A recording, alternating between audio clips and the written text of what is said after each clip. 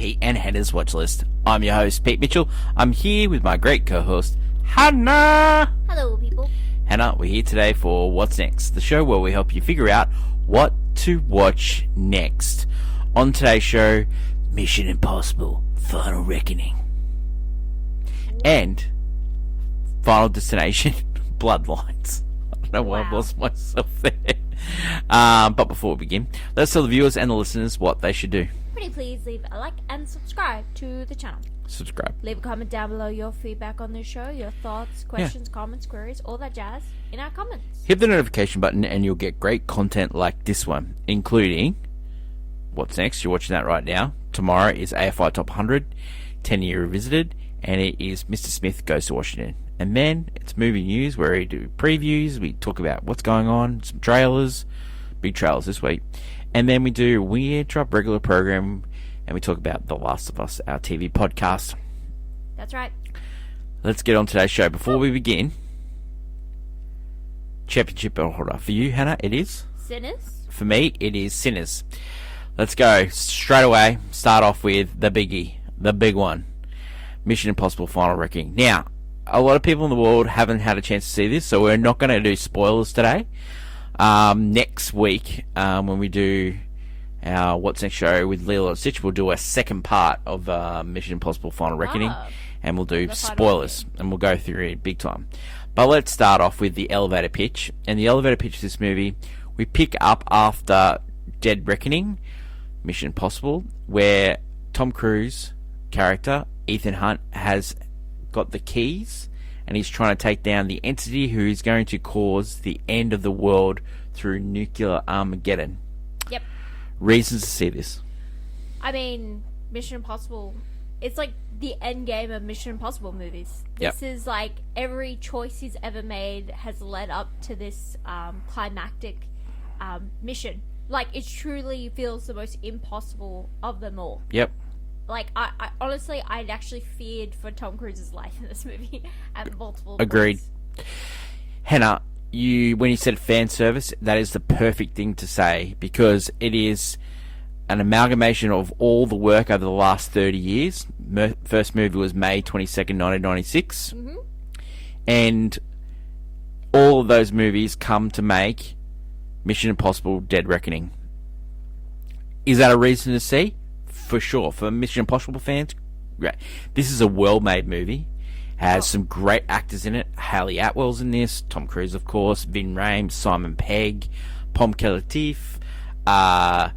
You've got Angela Bassett. Nick Offerman. Nick Offerman. Henry Scherzer. Just a great cast. Awesome cast. It's well shot. It looks great on the big screen. See it on the biggest screen possible. Layout. It's amazing stunts. Like, you know what you're going to get when it comes to Mission Impossible movies. Like, you actually do fear for his life in some of these things. And they do deserve this big screen, this big entertainment theater set piece, because you're just not going to get as close to it. Really, at home, it's going to look cool and all. Like, we have our own home setup. We know these movies have looked good, but they're never the same unless you watch them on the big screen. There's something about it. What else can I say that is a reason to see this movie? Like, if you are a Mission Impossible fan, like, it just tickles every little, it draws on every little heartstring that you have for this character, and like, I was like going through an emotional roller coaster watching this movie as like a Tom Cruise and a Mission Impossible fan. Reasons not to see this movie.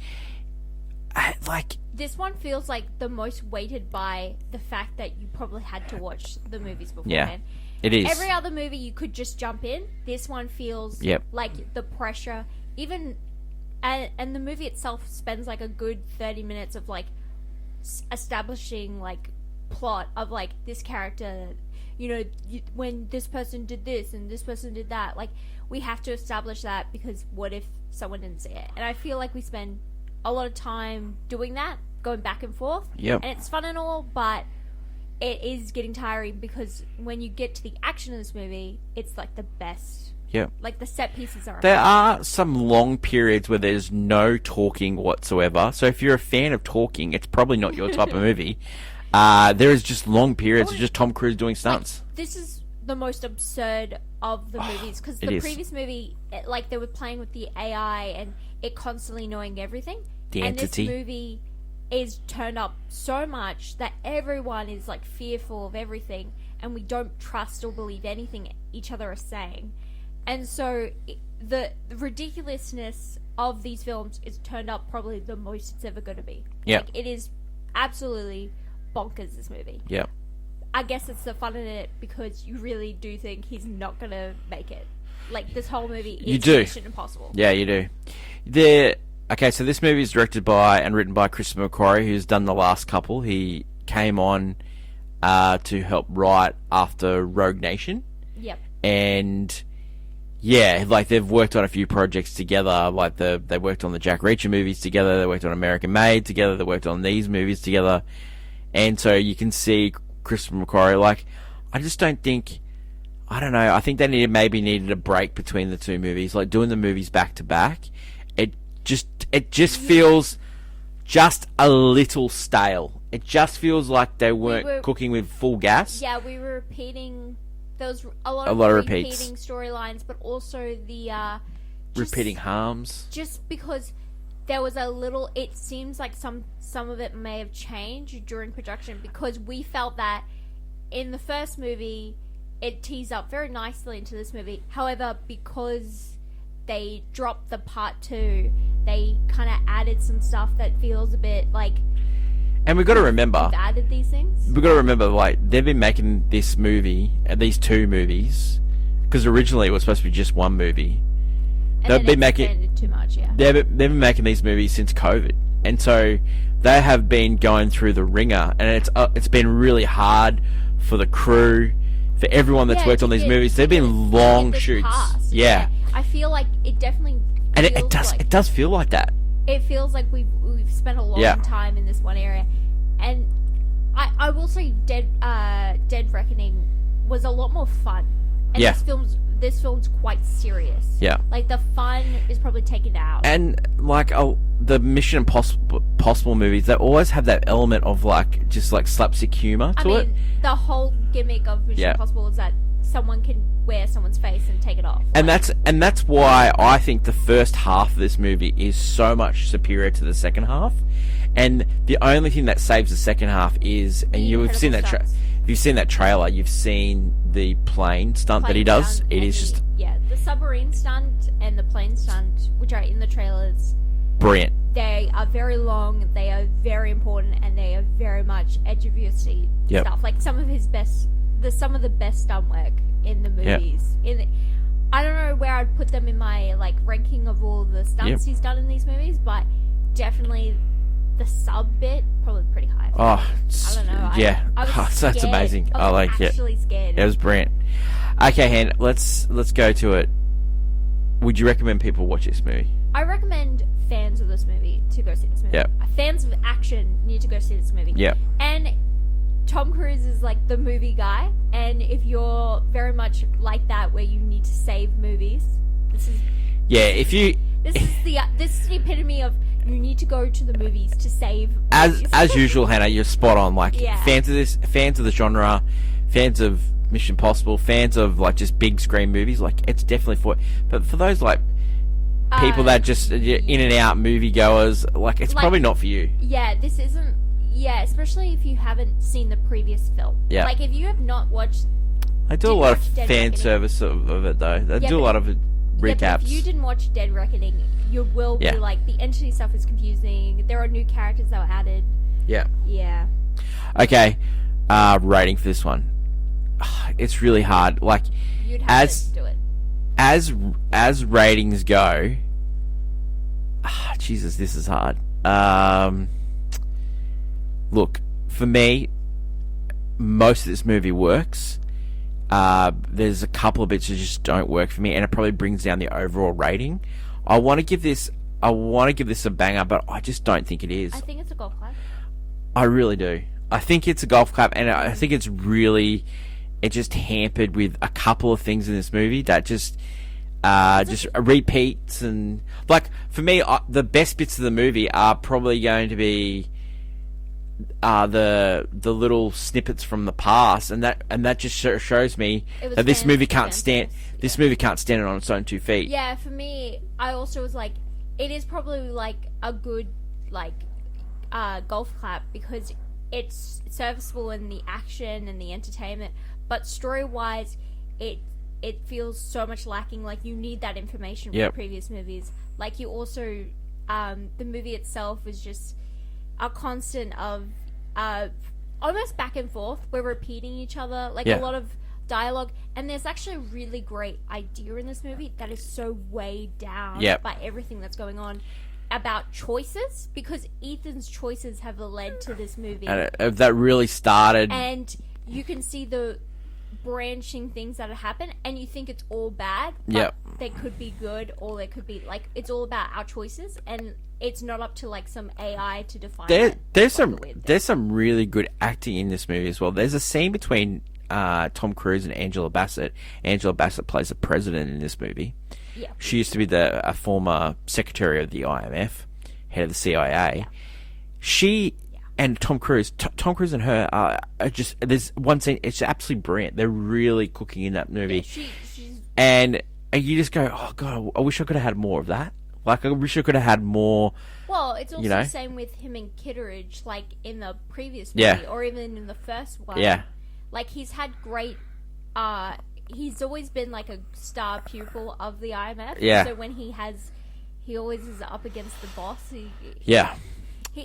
It's really great. There's all the little moments are great, and all the big set pieces are great. It's just the interconnecting needs to work. Well, it's not bad. But it's not the best of the series. We'll go through next week a little bit more spoiler territory. We would love to go into it. Yeah, because things really worked and what things really didn't. Maybe we would talk about our ranking in the franchise of where we would personally put it. Mission Impossible: The Final Reckoning is in cinemas in Australia now, and it'll be in cinemas at the end of the week all around the world. Yeah. Okay. Next movie we're going to talk about is Final Destination Bloodlines. It's the 6th movie in the franchise. We have had a break for a bit, and we come back.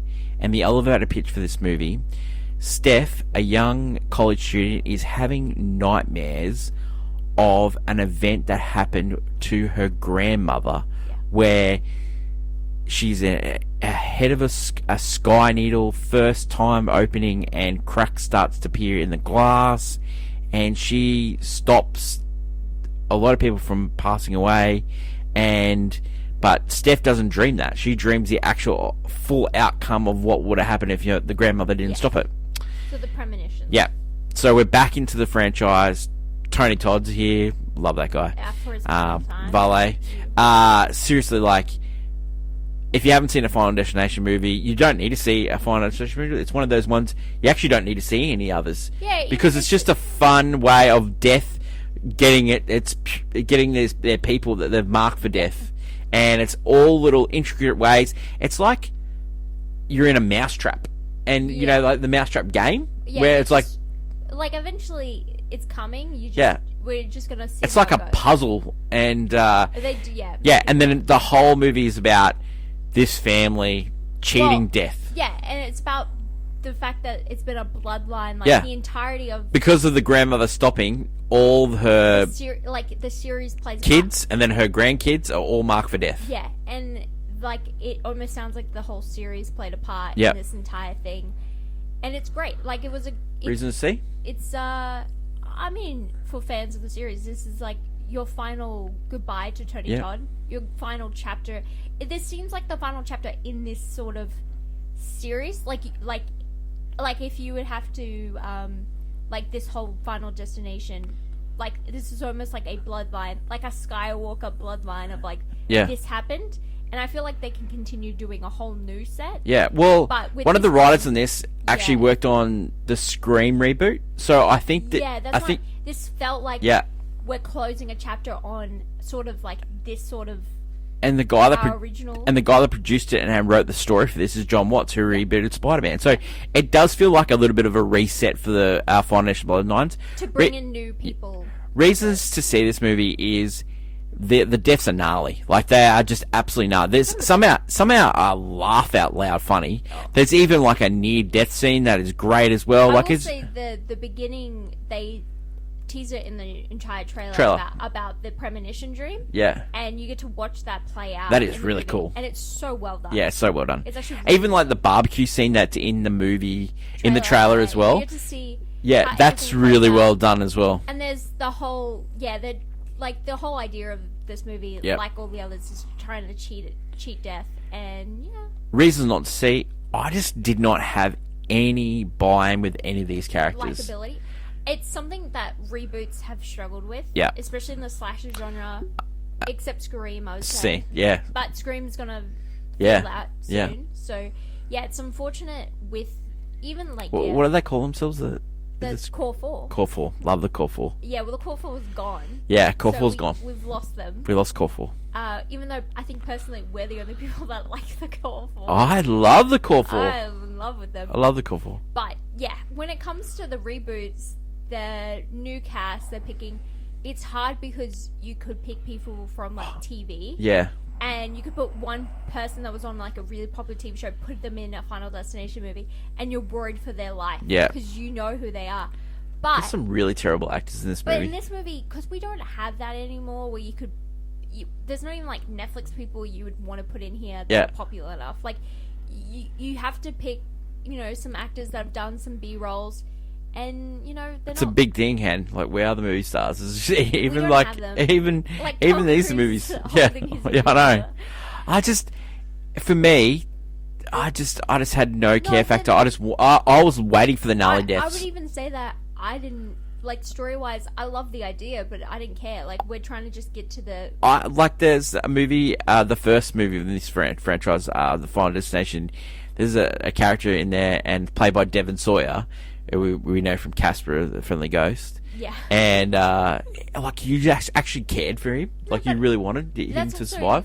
When you watch that first... I think the first one is there's some great actors in that one. Like, Devon Sawyer. Kerr Smith was in that movie. Ali Larter was in that movie. It was the first of its kind. So, yeah. But with each iteration, they try to do new things. But this one just was kind of like that peaceful reboot. Yeah. Safe, weirdly enough. Even though, there's some stuff. Unlike Mission Impossible Final Reckoning, this has a great ending. Yeah, but I feel like at the end of the day, it was fan servicery in the sense that it was just like, it was just a nice, like, for the people who love that genre. Yeah, this is your. It's gory, it's comedy, it's like, I was probably the only person laughing in the cinema, but that just says a lot about me. I think there was a lot more. Happening than anything. Okay, would you recommend people watch this? I recommend for fans of the genre. Yeah. I don't recommend it for anyone who's never seen these movies. Anyone that likes the horror movies with a bit of humor to it, I think that's for them. Yeah, and and fans of the series, like, this is this is Tony Todd's last, and he has a small cameo role. It's really good, well done, well executed. The whole. Definitely. It was beautiful, but this movie. Rating. I played my phone. Yeah. I don't think it's not revolutionary in any sense of the word. Like, it is the exact same as the others, and it doesn't try to be. If I liked any of the characters, I probably would have given it a golf clap, because I think it's a really well made movie, and the deaths are so cool. But the acting in it is putrid, and it is. It is absolutely putrid. Like, the father of Steph is everyone. The writing was okay. Like, I include the gnarly deaths as writing. You got to come up with that stuff. True. That's Final Destination Bloodlines in cinemas all around the world now. That is it for today's show. Tomorrow on the channel, we are reviewing AFI Top 100 movie Mr. Smith Goes Washington, starring Jimmy Stewart and my girl, Jean Arthur, which we've already seen in this series with Shane. But this is an all-time classic directed by Frank Capra. Yeah. Then we're doing movie news. We'll chat about the Superman trailer. Hannah's seen it. I haven't. And that'll continue. And actually, I really enjoyed not knowing anything about Mission Impossible. It actually worked not seeing the trailer. It probably worked for you. It really did. You hyped yourself up. And then Last of Us. We interrupt regular programming, TV podcasts. Flashback. Daddy's back. Daddy's back. Materialist is coming soon, Hannah, as well. That is it for today's show. Long live cinema. That is my great co-host Hannah. And until we meet again, it's bye for now.